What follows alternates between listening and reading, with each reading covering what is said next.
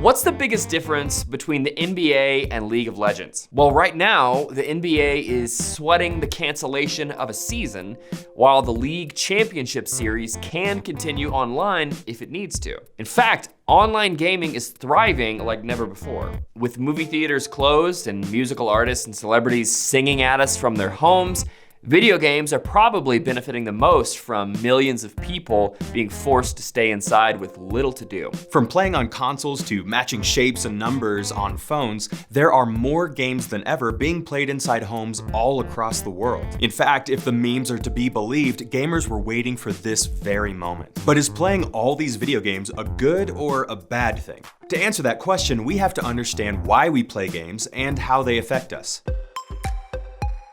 The ancient historian Herodotus recorded the citizens of the ancient kingdom of Lydia playing an early form of dice to entertain themselves during a time of intense famine. He argued the act of play distracted from their situation. So from one of the earliest points in recorded history, humans have used games to shift their attention away from the ruptured world around them. When the world evolved into a digital age, our games evolved alongside it with the introduction of video games. But as Solomon writes, what has been is what will be, and what has been done is what will be done. We still use games to help us distract from and cope with what is happening around us. This is what escapism looks like. Escapism is defined as the tendency to escape from daily reality or routine by indulging in daydreaming, fantasy, or entertainment. This isn't necessarily unhealthy, and we all do this in some way. Take a little time of reflection and identify the ways you tend to escape. If you're watching this video with your family, share your answer with the people you're with, and everyone should share.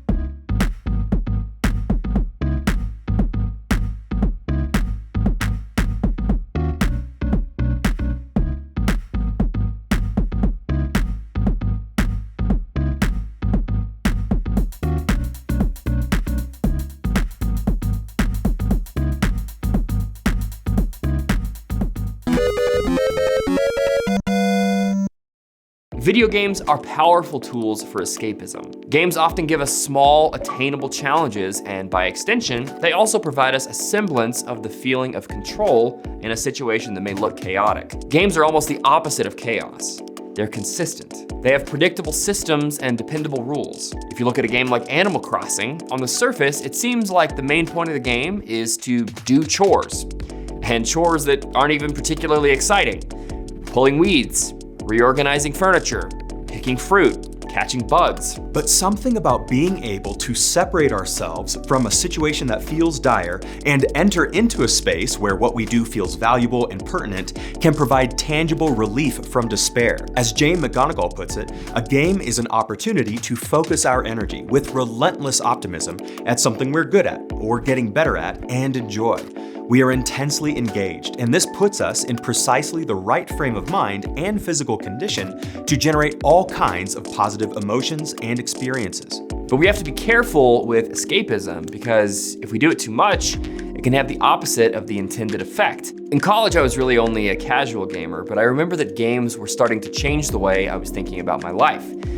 In the same way that having objectives in games would give me a meaningful sort of path through them, I started to think that maybe in my real life there could also be objectives, and I could also have a meaningful path to make my way through things. But whenever I would have that thought, I would realize there was a choice. I could either allow the momentum that games were creating in me in this sort of way to propel me into my real life, or I could just feed the momentum back into the games I was playing. And sometimes I did one, and other times I did the other. But this is actually one of the big dangers of games, and it's important to not only self-monitor, but also have other people watching to make sure the escapism is helping and not hindering us. Another way video games affect us is the ways they bring us together. It's interesting how video games have been stereotyped as a loner's hobby. Traditionally, games have always been played in groups, and when games shifted into the digital space, this actually didn't change all that much. If you talk to anyone who plays games as a hobby, they'll probably tell you a story that involves another person in some way. The most popular, most long-standing games often involve a community generated inside the game itself. Fortnite is not a new phenomenon. Yes, it's popular right now, but World of Warcraft also took the world by storm in 2004. And the reasons Fortnite and World of Warcraft are and were so popular is not because of the overwhelming quality of the games themselves, but because they were designed to be played together. And the games generated and created a space for that. Even the earliest of video games had some multiplayer built in, or were specifically designed for competition or cooperation with other people. But as games became more nuanced and more robust in nature, the single player experience began to shine brighter and brighter. And it seemed like games were shifting away from the in-person local multiplayer experience. But in the last decade, there's been a resurgence of games that are designed to be played with people in the same space as you. These are fantastic video games that encourage cooperative or competitive play with the people sitting right next to you. Classics like Mario Kart and Smash Brothers are still incredible at bringing people together for moments of failure and triumph. A game like Gang Beasts is built on ridiculous slapstick comedy and can be pretty hilarious. Human Fall Flat is basically Gang Beasts, but with more cooperation. Some games blend cooperation and competition, like Ultimate Chicken Horse, where you build a level as you play it, and you can be as friendly as you want or as conniving as you want. Overcooked will have your heart racing as you work as a group to cook meals and fulfill orders for customers in a variety of ridiculous environments. Or there's Keep Talking and Nobody Explodes, where everyone works together to defuse a bomb. As you play, the games themselves might cause some stress, but the worries of the world around you will melt away and you will feel closer to the people you're playing with as you laugh, cry, and triumph together, ready to conquer another day of uncertainty and opportunity. Most importantly, games teach us that the decisions we make matter. Games often take for granted how easy it is for the player to make choices and have agency. Unlike other forms of media, outside of those weird choose-your-own-adventure books and a handful of shows, games allow their audience to make choices. In fact, games are almost entirely built upon making one choice after another. Should I jump now or a little later? Will I go left or right? Should I attack, dodge, or block? Have you ever heard of the locus of control? No, it's not an evil curse unleashed because you nabbed some treasure in Uncharted. The locus of control is a concept found in psychology that divides people into two groups: people who believe they have control of their own lives, and those who believe life happens to them.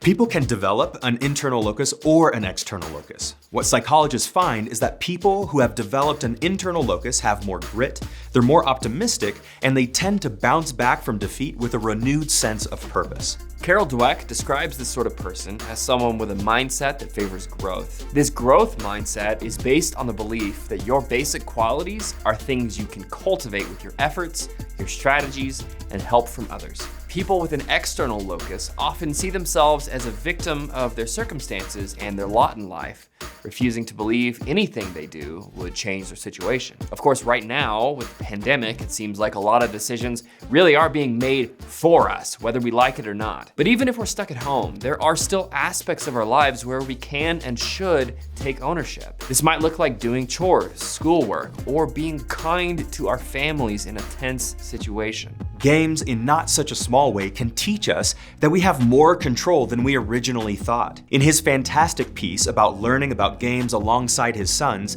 and how it helped them through his divorce, Dr. Jordan Shapiro describes it this way: the comparisons to video games gave them the distance they needed to find a new perspective on their life world problems. They also made it easier to experience the emotional roller coaster of their school day social interactions separate from the pall that my divorce had cast over their lives. Most important, they helped them reimagine everyday scenarios in ways that felt empowering. It put a metaphorical game controller in their hands. So what about you? Do you feel like you're subject to the whims of the world around you? Is there a feeling of hopelessness as the world around you shifts and changes, sometimes not for the better? Or do you know you serve the God who calmed the storm? Do you believe you've been given authority, both in the physical and spiritual realms, to create, to transform, to be the church of Jesus to your family, your neighbors, and the world? Stop and discuss this with the people around you. How would our world look right now if we truly believed these ideas?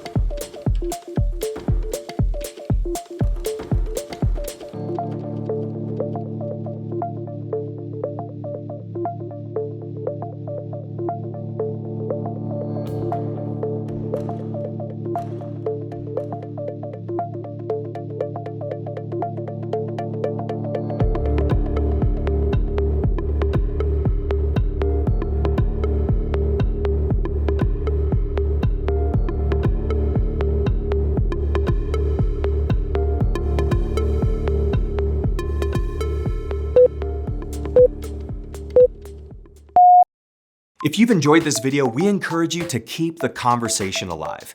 Go to axis.org to find more resources on video games and tons of other important topics. We are here to help you have meaningful conversations with the teenagers in your life.